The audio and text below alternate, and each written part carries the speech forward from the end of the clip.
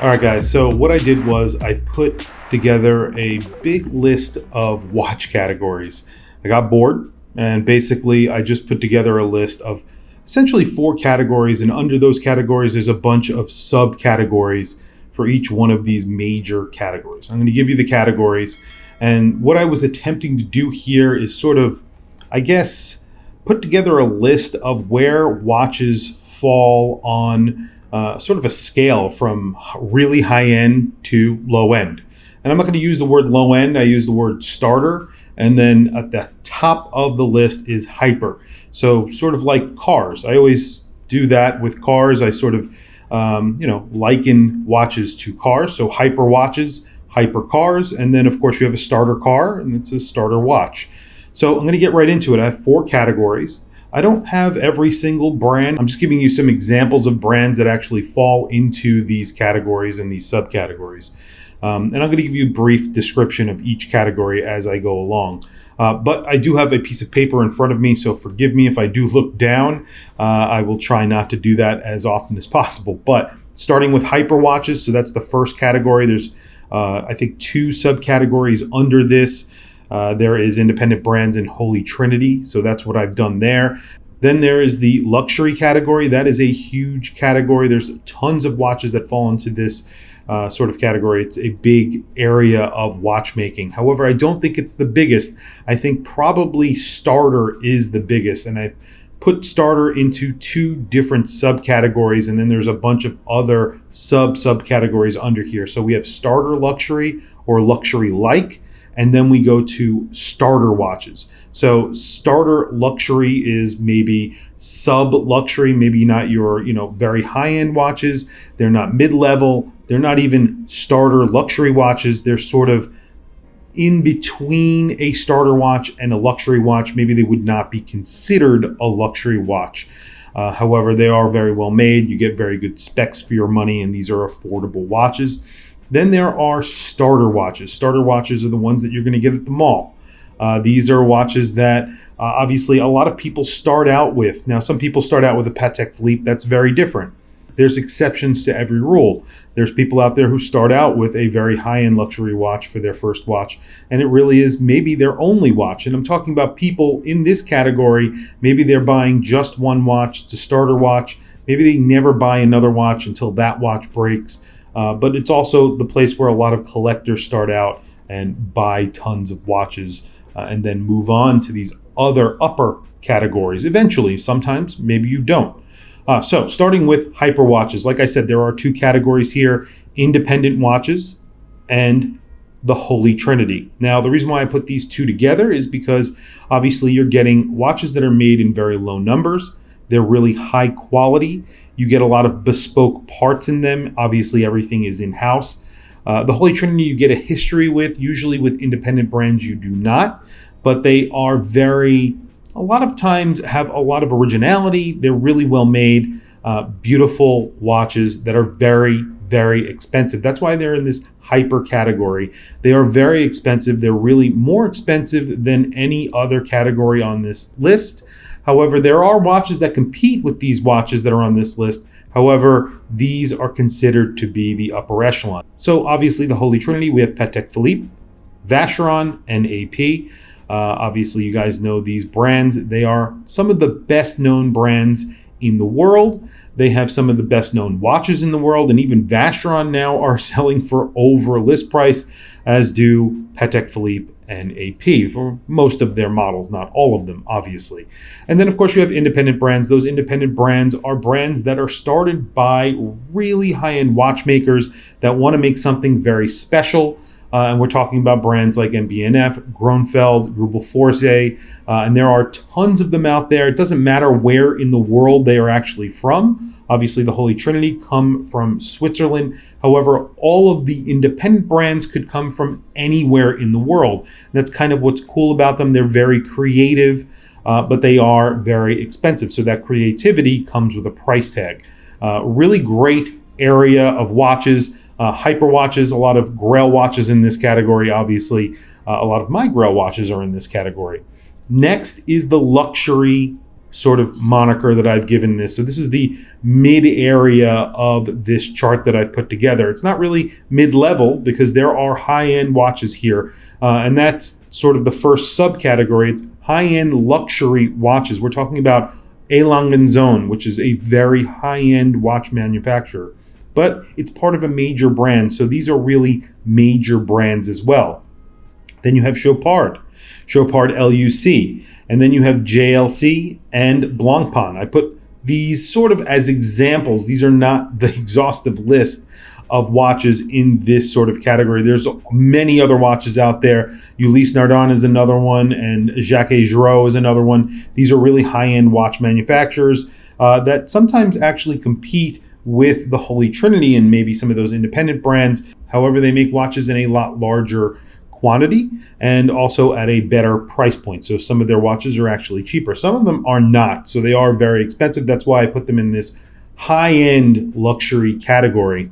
Now we have the major luxury category. And there are a ton of watches that fall into this category as well. Amazing watches like Omega, Panerai, Grand Seiko, just to name a few. There are tons that fit into this category as well. These are really well-made watches. Again, they can compete with the high-end luxury in some cases, even with those hyper luxury watches. However, they have watches that start at the $5,000 range, some cases even cheaper than that, and then they go up to the $100,000 range. Their quality is on par with some of the watches that I just mentioned in those higher end ranges. However, they do make watches that are more affordable. They sometimes use ETA movements or ETA-based movements, and they use those as modified movements. And they do make their own in-house movements, and they have a lot of appeal to the masses, or more of the masses than the previous brands that I have just mentioned. Next, I'm going to use another category, and it's just going to be called Rolex, because Rolex is sort of an animal in and of itself. I think that Rolex sort of compete with these high-end major brands, so the major luxury brands. They also compete with the high luxury brands as well. I don't think that they compete with hyper watches like the Holy Trinity or independent brands.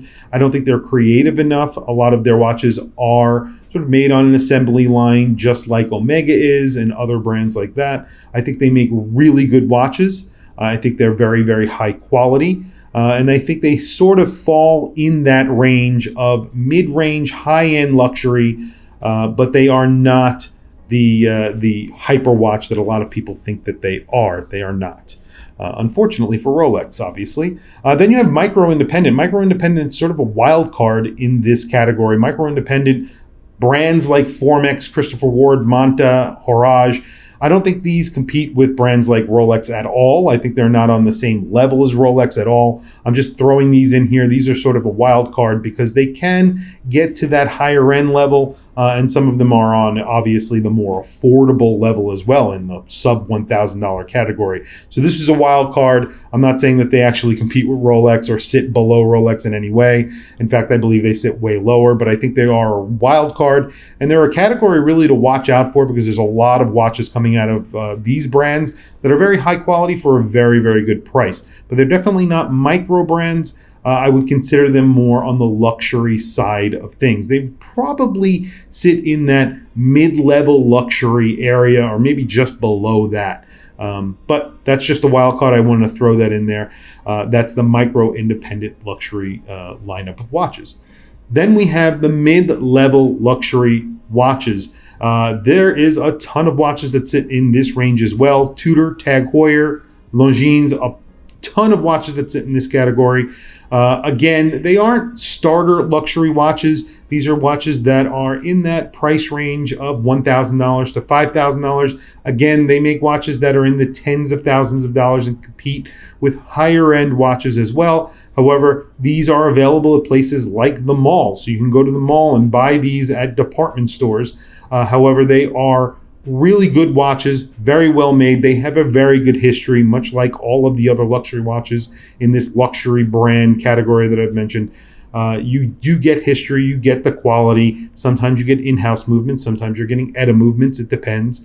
However, you're getting a lot for your money in this category. That mid-level luxury category is a really great category. That's why Tudor is so popular with collectors because they make really great watches and they make them at a good price. Next and last category in that luxury set of watches is the entry level watch. And there are watches here. You're going to see brands from the other categories that I've mentioned already. You have Hamilton, you have Seiko, Bulova, Certina, Mito, Tissot, Zodiac, Glycine, Casio, Rado. So there are tons of watches in this category at that entry level. And we're talking about watches that start around $500 and go up to $3,000, $4,000. And they are really high quality watches. A lot of them are using ETA-based movements. Obviously, Seiko using Seiko movements and Citizen using some Citizen or Miyota movements. But now we're entering into that area with Casio and the higher end G-Shocks that you can get. Rado, obviously a department store watch, but you can get really high-end, good quality watches from Rado. So there's a bunch of watches here, lots of history, really well made. And I think that's an entry-level luxury watch in my opinion. Next is the starter luxury or luxury-like category. And this is where we're going to find micro brands. And that's because they aren't really luxury watches. What you're getting is really well made, spec heavy watches, and you're getting good looking watches with a lot of specs for a very good price. So in other words, you're getting things like an automatic movement. Usually it's from Seiko, Miyota, or Sellita, sometimes even ETA. So you're getting a really good, reliable automatic movement. You're getting a lot of specs. You're getting dive watches with 200 meters of water resistance. You're getting sapphire crystals, bracelets, micro adjust. You're getting really good watches in this category, and usually they are very, very affordable. However, they would not be considered luxury. Usually these are watches that you could exclusively buy online. You cannot go into a store to buy these. There are exceptions to every rule, as I have mentioned, but these are Zelos, Laurier, Wicked, which is a really great brand, RLG, another great brand, Mitch Mason, Borealis. These are all really cool watches, and you're getting really good quality from these brands at a very good price. And that's kind of the whole point of that sub-luxury micro brand category. Then there's starter watches. So we've already been talking about starter watches a little bit. Starter watches are really good watches for the starting collector. So the collector is just starting out and really getting into watches. It's the simple and cheap way of getting into collecting. And it's very easy. You know the brands in this category: Seiko, Citizen, Swatch, Bulova, Apple, Timex, Casio, and Movado. I've heard a lot of people tell me that their first watches were either a Movado, a Casio, or an Apple watch. Bulova, Swatch, and Citizen, and of course Seiko, very, very popular for collectors. Seiko 5, you know, the mall watches that you find. And that gets me into the starter watch category. So technically this is in that starter luxury category. So it's luxury like, but not luxury. The next category is starter. That is non-luxury watches that you can buy pretty much anywhere. If you go to Walmart, TJ Maxx, places like that, they have watches in cases. They are really cheap. A lot of them are on sale. You can get these watches at department stores like Macy's and JCPenney. That doesn't mean they are bad watches. They just mean they are affordable, readily available, and they are pretty much mass-produced watches that you can buy pretty much everywhere. So we're going to start with department store watches. Like I said, Macy's, JCPenney, places like that, Bloomingdale's. You have the brands that I keep on mentioning: Seiko, Citizen, Swatch, Bulova, Apple, Timex, Casio, and Movado. Now I brought in Timex on this one because I think Timex are really good watches, and they are definitely a starter watch for a lot of people. They are carried in department stores, of course, but you can get them online, and they have some really awesome watches, and especially lately, they've been coming out really good watches for a lot of different people out there. You're getting sapphire crystals and automatic movements and things like that. So they're really doing a good thing. This is a great sort of spot where people start collecting. It's a lot of people out there start in this category. I started in this category with the Seiko. It was one of my first watches, and I loved it. It was a quartz, obviously. I think it was a kinetic. And you know, a lot of people start in this category. Then there's fashion brands. Now this is sort of a tricky category. Fashion brands like Michael Kors, Movado, again, Coach, Ferragamo, Versace, Gucci. Gucci has very high-end watches as well, but I'm talking about the ones that you can get at the mall. Diesel, some really horrible watches. Armani. These are fashion brands, and I think these are sort of a trap. A lot of people buy these because they're a recognizable name. You see the name, you know the name. You buy the watch, you think it's going to be a high-quality watch, but usually they are not Swiss-made. They are made in China, or they're not even made in Japan. They're not made very well. They're pretty low-end watches that are rebadged and really kind of a trap, in my opinion. A lot of people hate fashion brand watches. I am one of them. I do not like Michael Kors. I've never owned one, but that's a very popular watch. A lot of people like them. Versace make terrible watches. Diesel makes terrible watches. I think they're just a really bad watch. In fact, I think the next sort of level of watches is a really bad watch as well. However, I would rather you go this route than going the fashion brand route. And that is the Shop MBC brand route. I'm talking about Invicta, Javril, and Sterling Original. Sterling Original and Invicta and Javril are all sold on these sort of Shop TV networks. They have really astronomical retail prices, and then they sell them for next to nothing on these channels because you think you're getting a bargain. But sometimes they're actually not terribly made. Now, I'm not talking about Invicta. I'm talking about the other two brands. Sometimes they're not horrible. Specifically, Javril. I've actually owned one, which I probably bought off of Shop PC. I'm not too proud to say that. However, I thought it was attractive at the time. There are some watches from Javril that are actually collectible. There's one that looks like a Daytona that people pay astronomical amounts of money for, which makes no sense to me. But they do make a decent watch. Invicta, a lot of collectors out there love Invicta, and they have these tactics that they use. I've done videos on it. I think they're a little bit of a trap, actually in a lot of cases a big trap. However, again, you're getting automatic movements. They offer things like that, and it depends on your style. If you like it, it's not bad. It's, buy what you like, and that's what a lot of people say. I have always said that. Buy what you like, that is fine. And last but not least is probably the most hated category out of all of the watches that I have mentioned today, and that is the social media brands. That's what I've called them. I was going to call it the dogs brand, but I just figured I'd go the high route and call it the social media brand here. Filippo Loretti, Vincero, or whatever brand that is. These are watches that you see a commercial for every time you load a video on YouTube. Whenever you log on somewhere, you see an advertisement for it. They get a lot of social media coverage because they pay, obviously, reviewers to make reviews who have nothing to do with watches. They don't know anything about watches, and they sort of bring in somebody to review one of their watches on their YouTube channel. And obviously, people get fooled by that. So it's a little bit of trick marketing, I think, that they use. And they also use that tactic where they have a high retail price and sell for, next to nothing, and it's direct to the consumer, and they come up with all these tactics to sell. And they make these long commercials that start in the beginning of YouTube channel videos. When you're watching YouTube channel, you get targeted for these. And a lot of them sort of use Italian names for whatever reason. I don't know. And a lot of that does not make sense to me. But anyway, tell me what you guys think. So I've gone through a lot of watches here. Hyper, luxury, and there was a bunch of different categories under there. Starter luxury or luxury-like. And then, of course, starter watches, which I just went through. I know there are definitely a category or two that I have missed here, but I tried to do something that was pretty comprehensive. There are tons of watches out there, and I think everything sort of falls into at least one category that I've made up here. And I think a few fall into a few different categories, like Movado, falls into that fashion watch brand. It falls into the department store brand. It could be a starter watch also.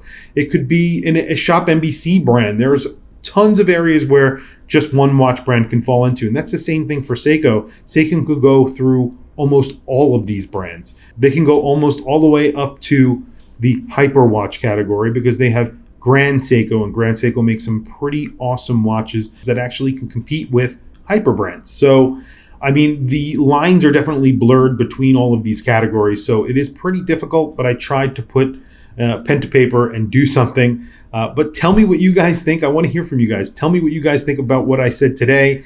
All the brands that I've listed here, I think I made a pretty good case and a pretty good comprehensive list, but tell me what you think in the comments below. I definitely want to hear from you. Tell me what I've missed. Tell me what you think of my list. Have I wasted my time? Anyway, thank you for logging on. I'll catch you guys in the next video. Please don't forget to like, subscribe, and hit that bell icon. It is very, very helpful. But I'll catch you guys in the next video. Have a good one.